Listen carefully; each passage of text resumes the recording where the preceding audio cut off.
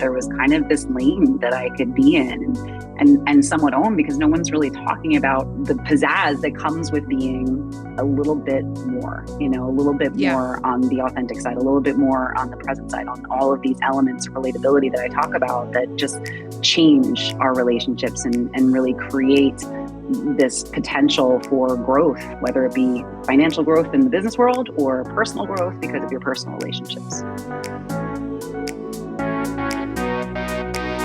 Welcome to Amplify with Jess Ekstrom, a show designed to help women get out of their head and into their zone of influence. Okay, so what does it mean to be a natural at speaking? Well, personally, I think it's a load of crap. Speaking can be taught, speaking can be learned, and we have to learn it somewhere. So when you see someone that is up on stage so effortlessly sharing their story, or it seems like they have all the confidence in the world, trust me, they have had insecurities before. That happens with anything. We work at it, we mess up. I could create a whole book about all of the mistakes I made. In fact, that's mostly what Chasing the Bright Side is about. Well, our guest today is also a dear friend of mine, Rachel DeAlto, and she might seem like she is someone who can be so effortless on stage. You've seen her on TV, but she has had to work at it. She started off as a lawyer, which is like the shock of the century to me, now turned TV host and speaker. You've probably seen her on shows like Married at First Sight. Her first time on TV, though, didn't actually go as planned. So let's bring on our guest, Rachel DeAlto. My very first TV appearance was on Fox Business. And I was so excited about it because I was like, I got this. And then I wasn't prepared because being on TV is very... It's different than anything in the world because you have to speak in sound bites. And I just, after that one, one of our investors' sister was saying, we need to hire a media person because Rachel clearly isn't capable of doing this. What? Because I rambled a little bit. Yeah, I didn't get to the point quick enough. It's a 3-minute segment, so you're not really hitting the points effectively. Yeah. And so I took that to heart and I said, no, I got this, but I'm going to go get trained. And so I went and I did some media training. One of my good friends was in PR. And so we really worked on those sound bites and just figuring out how to do it differently. And then you go into speaking and you're like, no. Now you have to talk nonstop for 60 minutes. Right? Now let's expand it. But that is crazy to me, Rachel, because you are like one of the most polished people I know. And so polished people on camera. After a few margaritas, like different story. No, I'm just joking. But the fact that it was like not fire right out of the gate is something I love because it's like, oh, if this can be trained, then this can be anyone. So what were some of the things like in that media training in the beginning that you were like, oh, okay, this is what I got to do to have a presence? Yeah, it's interesting because it's figuring out the medium that you're working with and then delivering the content in a way that best resonates with the audience. And so for me, I had to look at things differently. This wasn't, at that point, I was still a lawyer. And so obviously lawyers can babble on forever. Nobody's cutting them off. We get to the point eventually, circle around. But really what I was trained in was figuring out how to create those sound bites. What's the 10-second clip that still makes sense if it lands on its own, and really practicing that. And then I did radio. I don't even know if people do radio anymore, but I did. There weren't even really podcasts. Yeah, right. Yeah. So I was doing radio, and radio segments back then, on real radio stations were only also like 5 minutes long. So I was doing all day and night radio interviews, and you just got better. And it was very similar to speaking when you first get in that you're not good. Just like you're not. And you have to be okay with that. Exactly. Even like this show, very different than speaking. There's parallels, but like, I have to realize the beginning of this episode, this is our new studio. I don't know where to look. I'm like fumbling the bag, but I'm like, you have to be comfortable being a beginner in order to eventually be good at anything. Yep. As adults, it's hard to compute that. But like my daughter, who's 7 months, and I know you're a mom as well, it's like, well, of course she started crawling this past week. So now it's a whole different ball game, but it's like, Of course she's going to face plant and she's okay with that because she's like, yeah, this is what I do. This is how you learn a skill. I got to like fall on my face a few times.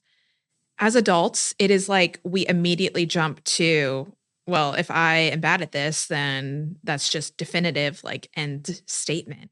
So what are the things that you tell yourself, like in the beginning of anything, like writing your book, being a speaker, that's like, okay, I got to be comfortable with being bad at this. How do you get through that, especially with you being so public too?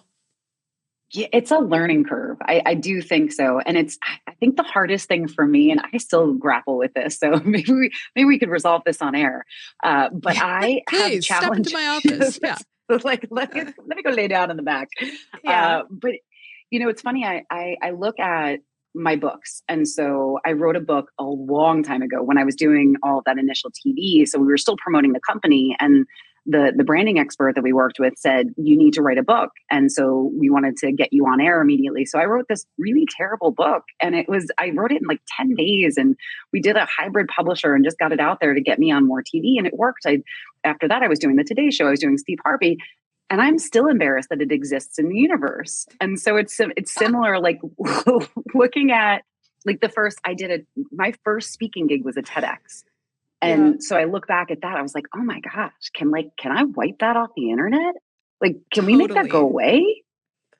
And so that's the hardest thing for me, is still looking back at things, because it's been so public along the way, Mhm. where I'm wondering if there's a hacker that could help me out or something, because Can that's you still scrape something the I go internet?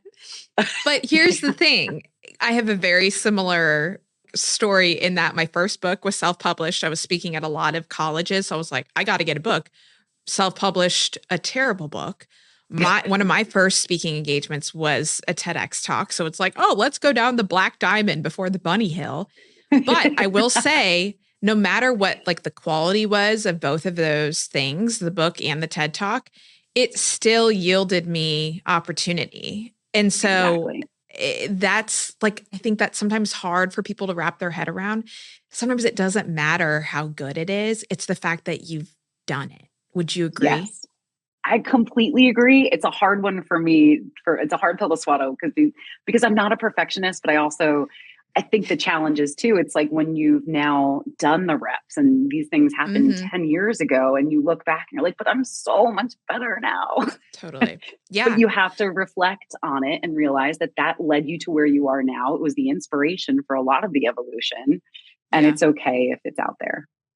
But do you think that it goes through seasons? Like, I feel like I have seasons where I am like, okay, I know how to ski. I'm not going to take up snowboarding. Like, I just want to ski. And then you have seasons you're like, let's shake things up. Let's snowboard. But it's like recognizing that you also don't have to always be going after the next skill. And it's okay to coast and use the things that you know. Like you got married this year. You have a lot going on. Are you like, what season, I guess, of life are you in right now? I am in an enjoyment, and I feel like if we're looking at like the building of a house, the foundation's done. Hmm. I'm just tinkering. Like that's Yeah. where I'm at right now. Like the house is built. It's time to live in it. It's time to enjoy it.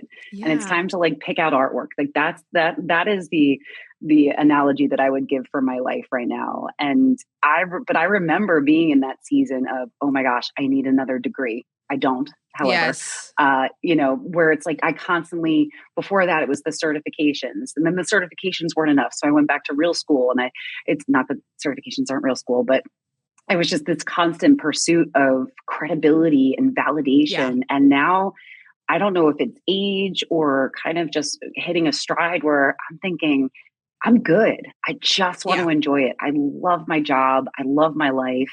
And yeah, I'm in the tinkering stage. I don't know that I'll live there forever. Eventually, I'll probably redo a room. But right Yeah. now, I'm good. I was listening to some podcast episode. I think it was Armchair Expert, and they were interviewing Nora Jones, and she was like, I would have seasons of like totally dry creativity where I wouldn't write a single song, and I would say, okay, it's all used up. Like it's gone. My greatest days are behind me. All of my, platinum hits are behind me. And then one day it just comes back. And so she's like, inspiration and like that ambition, I think, is fluid. And I think when we trick ourselves to feeling like we have to live at that volume setting all the time, it gets us in trouble, because then you start to panic. You're like, well, I should be writing another book. I should be speaking more. I should have a new keynote. I should be doing all these things. And it's like, no, that things come in seasons. I mean, this year, like having Ellie, I've, voice memoed you crying many times. Like, does it get easier? I can't sleep. I'm not doing anything. And so it's, and I think I said yes and no. Yeah, it gets easier and harder at the same time, I think was your answer, which is true. I appreciate. But yeah, like it comes and goes, which is why I've loved the pivot that you made in your career. Like you started off really as like the relationship expert. And now it's like, no, that pivotal point of relationships and human connection is relatability. And relatability is something that's like what we're talking about now. It's like understanding that we don't have to live at our highest volume in order to connect with each other. Like finding those connection points can be in lower settings. So what was it about relatability that caused you to like, oh, I'm gonna drive in this lane for a while? Yeah, it's interesting. It actually it came from my work in TV on the relationship side, the romantic relationship side, and that was my foundation. And I've always said that the foundation of all relationships is the same. It's just sometimes there's some side benefits in certain versions of relationships.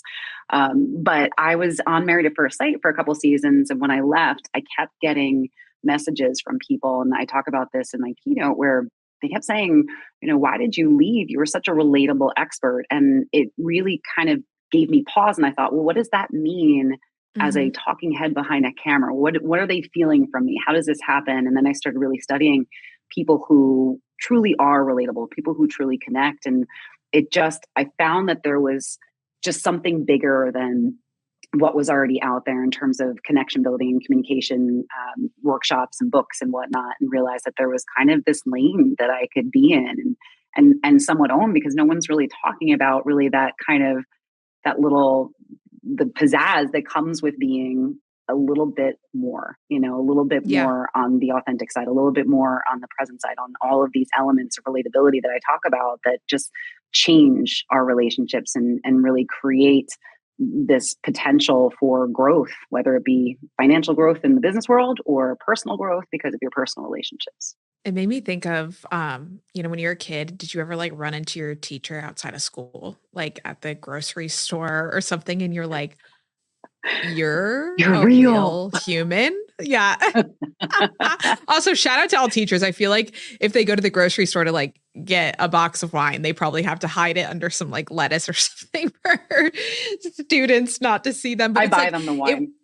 Yes, I should do that next time. But it was like a moment, as a student, you're like, oh my gosh, this is a real person, and it changes your relationship.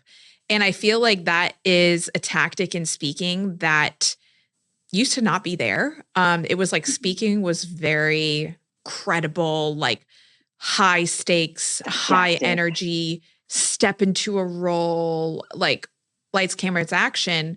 Whereas now I'm seeing in the speaking industry, which is like what I teach at Mic Drop Workshop, is like no one wants to watch a speaker that they don't feel like, oh, that could be me one day.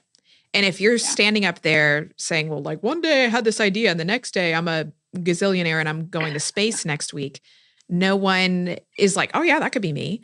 And so talk about relatability in the speaking landscape. Yeah. And in the speaking landscape, it really comes through our stories. And that's where I find I connect the best with my audience is when I'm telling stories. And it's interesting because I look back, part of the reason those earlier speeches I wish I could wipe is because it was such from a professorial standpoint of, this is how we do things. And these I think I said the word things. Whom one time in one of my speeches was like, heretofore. Yeah. Thou shall not ever. Yeah. But it was very informative, I guess, I thought, and boring. But I think we, as speakers, we connect through our stories, and the stories that, whether it's the stories that humble us, the stories that, paint the picture of our lives, but all the stories do is they create that authentic moment in time, unless you're a speaker that makes up your stories, because I know some of those too. Please don't. Yeah, I've heard Please, that too. we can Yeah. feel it. Yeah, exactly. um, Yeah. Yeah. but like create those opportunities for people to have a shot into your life, have that camera where they kind of get who you are and have seen the different versions of you. And that's where I think in speaking that you could become so relatable and so connected. What's interesting to me is, and not to take like a hard right in this conversation, but what I've been thinking a lot about speaking and artificial intelligence, because it's like this Mm, is my job to stay huge. on the forefront of this in the speaking world. And I think that artificial intelligence can be a great tool for speakers to like, hey, give me a head start on my slide deck, or like, hey, how do I sum this idea up in a soundbite or in a one-liner? But when we talk about like, AI taking our jobs, the thing that it at this phase right now can't do is put like our personal stories and our personal fingerprints on how we talk about it. And so when it comes to being a relatable speaker, the thing that artificial intelligence can't help you with is nailing those stories and saying like, this is when it happened to me. This is how I felt about it. And really like I contextualizing those lessons, like, sure, it can help you get, your slide deck together or like get a step ahead in maybe the organization of your keynote, but it can't go through your life experiences and pull out those moments and put it into a relatable story. Agreed. Yeah, there's so many nuances of emotion that AI thankfully doesn't have right now. Mhm. I think there's always going to be an asterisk, and I think any conversation about it, because we don't know where this is going to end up, and part of it's a little frightening. Yeah. But we're still, the human connection can't be replicated. I don't care how good the computer gets. And, Yes. at the end of the day, that's what we do, I think, as speakers, is really create opportunities for that connection to multiply. And whether people are talking about connection on stage like I do, or talking about, positivity like you do, or wherever people's, their lanes are, it all creates connection. I was listening to an interview with Brian Chesky, the Airbnb co-founder, and he said that technology is like designed to make things efficient, but human connection is by design inefficient. So it's like harder and harder for us as technology advances to like put human connection first, because it's inefficient to meet someone for coffee when you can shoot them a text. It's Yep. inefficient, like in this post-pandemic world, to sometimes host an event with 1,000 people when you're like, well, we could just go on Zoom and hit live stream. But the human connection is invaluable, but also inefficient. And so I think Yes. that that's like the battle, these days, is like the relatability is so important, and you have to get that through human to human connection, but also at the risk of like, sometimes it's inefficient and like companies and corporations are looking for efficiencies. Sure. And you know what? I do think that we can still grow relationships virtually. We can have connections. And I think what we started with is talking about Clubhouse. And there's obviously, Mhm. we weren't even seeing each other, and we were growing legitimate connections with people just Yeah. through audio. But that happens over Zoom. That happens over the phone. That happens over our voice text exchanges.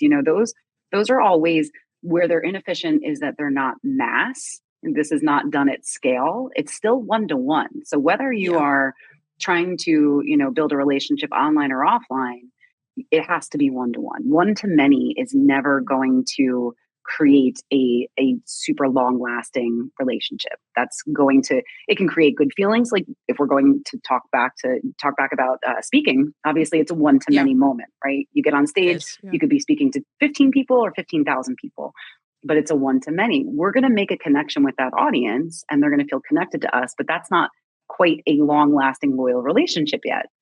It has to be Mhm. one to one, and we have to be willing to put in the time. And I would argue that even if it isn't efficient in the short term, the long term ROI is always worth the effort. And maybe the efficiency needs to be reevaluated, because if you continually put in that effort and continually put in the time, it's going to pay off, whether it's going to pay off in an emotional ROI, financial. I mean, there's so many ways to benefit. Yeah.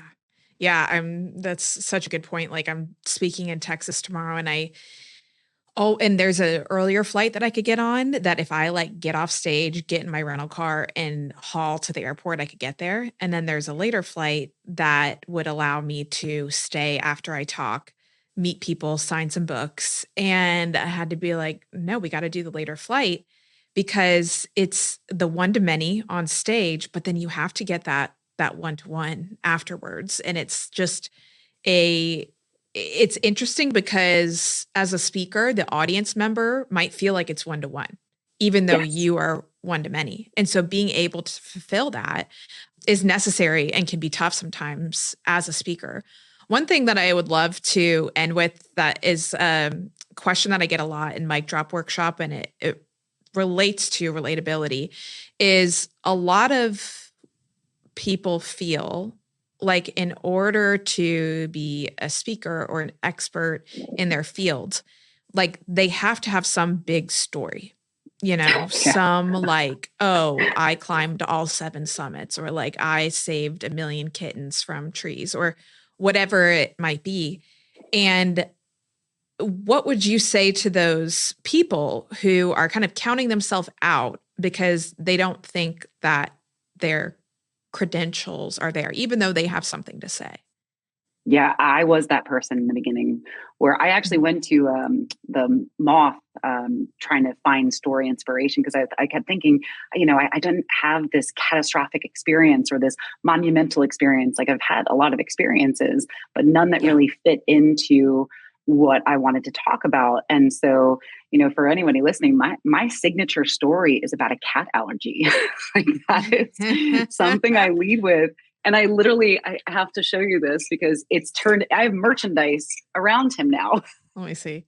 Oh my gosh. Okay. For anyone listening that's not watching, she has this cat mug and pens that are now her brand. Yeah. Oh so my I tell gosh, this I love story it. about Blueberry the cat and how I was willing to forsake biology to forge a connection. And so it's this funny story, but that's my story. This isn't this is not an Everest moment, although I'm still jealous of anyone who's able to do that. I'm pretty sure I'd die in like the first 3 feet. But yeah, you don't need that. There's so many life experiences, whether they're monumental or they're funny or they're quirky, whatever they are, they're your stories and they can fit in ways that you've never thought of. So really working with someone to figure out, okay, what does this look like and how can I expand this out? And having those relatable stories, I would say, especially at the beginning of your talk, I always train students like that first story, like make it a childhood story, make it something that people can like draw the connection point from where they're sitting to where you're standing and being like, oh, she's allergic to cats, or, oh, she did lemonade stands, or whatever it might be. Because then anything else you say, they now have a foundation. And that is the principle of you and your book, Relatable. Everyone go buy it. It is a great read, whether you want to speak or not. I think a lot of leaders should read the book Relatable because you can connect more to your people, your teams, if you can find those relatable points. But where else can people find you? What's your channel these days? Is it TikTok? Because that's where I like to watch you. Yeah, that's what I consume the most because I just sit there laughing and then I show my husband and he gets to be annoyed with me every 4 minutes. I'm like, how are you? My husband stopped reading my TikTok DMs. He's like, we're done. You have like a daily limit of 10. Yeah. I was like, did you see the polar bear? Yeah. So yeah, I mostly consume TikTok, but in terms of posting, it's been LinkedIn lately, which is a very interesting shift for me because it's really just focusing on kind of where I'm going. But yeah, consumption TikTok. But if you want to connect with me, I'm pretty much on LinkedIn. Then you are on the right show. Yes. Rachel, thank you so much for being here. Thank you for your friendship over the years. And I'm excited to see you in person in a couple months in Arizona. I know. I can't wait for December. Yeah, I can't wait. Awesome. You rock. Thanks everyone for tuning in. We'll see you next week. Bye. Thanks for listening to Amplify. If you are a fan of the show, show us some podcast love by giving us a rating and review. And give us a follow at Mic Drop Workshop and at Jess Ekstrom. This episode was edited and produced by Earfluence, and I'm Jess Ekstrom, your host. Remember that you deserve the biggest stage, so let's find out how to get you there. I'll see you again soon.